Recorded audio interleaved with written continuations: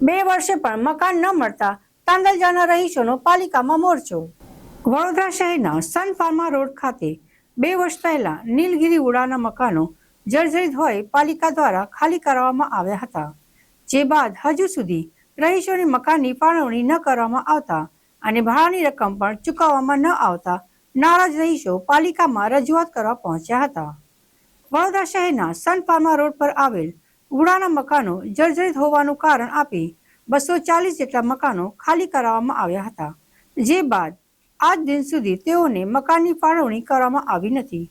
જર્જરિત મકાનોની કામગીરી હાથ ધરવામાં આવી નથી, ત્યારે રહેવાસીઓને ભાડે રહેવાનું વખત આવ્યો છે।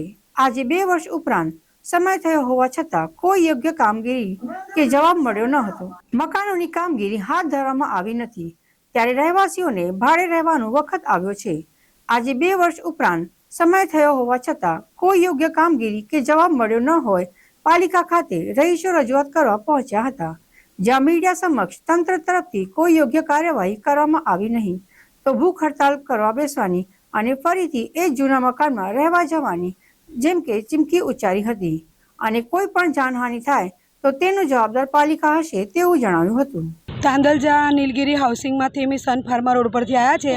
2 વર્ષથી અમને ખાલી કરી દીધેલા, ડ્રેનેજ લાઈન કાપી કાઢી, પાણીનું નળ કાપી કાઢ્યું, તો બી અમે 20 દાડા 21 દાડા તો એવા જ રહ્યા, વગર લાઇટે રહ્યા। અમે બનાવી આલીશું, તમને બીજે શિફ્ટ કરીશું એવું કરીને આજે 2 વર્ષ થઈ ગયા। બધા મારી જોડે આવ્યા છે, અમે 2 વર્ષથી કોઈ અમને પૂછવા નહીં આવતું, ત્યારે અમે બધાએ મિટિંગ કરી કે આપણે જઈને સાહેબને રજૂઆત કરીએ કે 2 વર્ષ થઈ ગયા છે, છોકરાઓની ફી ભરીએ, ભાડા ભરીએ કે શું કરીએ અમે। એટલા માટે અમે બધા જણ અહીં આવ્યા છે। તો રાવપુરા હું 3 મહિનાથી ધક્કા ખાઉં છું, અમે બધા જ જેટલા આવ્યા છે એનાથી ડબલ બધા આવે છે, પણ તો અમને સીધું જવાબ નથી આલતા। તમને કે અમે 50-50 હજાર ભરવા અમે તૈયાર છે। મેં કીધું સાહેબ તમને અમે એક ઓપ્શન આલીશ કે બિલ્ડર અમારું પાસ નહીં કરતા, કોઈ બિલ્ડર પાસ નહીં કરતા, કોઈ લેતા નથી, તો સાહેબ તમે બિલ્ડરની જવાબદારી તમારી હોય છે, અમારી આમ જનતાની થોડી હોય છે। બિલ્ડર લાવવાની જવાબદારી તમારી, તો બી અમે છતાં 3 બિલ્ડરના નંબર મેં આલ્યા છે, તો હજુ સુધી કોઈ વાત નહીં થઈ કે રેહાનાબેન બિલ્ડર આવી ગયું છે, આવી વાત થઈ ગઈ, તમે શાંતિ રાખો થોડા દિવસ। અને તેના સાહેબ એવું કહે છે મને કે અહીં ઘડીએ ઘડીએ આવવાનું નહીં ઓફિસમાં, તો એમને કહી દો નહીં આવવાનું હોય તો અમે અમારી રીતથી રિપેરિંગ કરાવીને અમે રીતથી રહીએ જ, નહીં તો અમે અંધારામાં બી રહેવા ચાલુ કરીશું। અમને 15 દિવસમાં કે અઠવાડિયામાં ફેસલો નહીં મળે તો અમે દીવા હરગાઈને તઈ રહીશું, પછી પોલીસ બી અમને મારશે તો બી અમે માર ખાવા તૈયાર છે।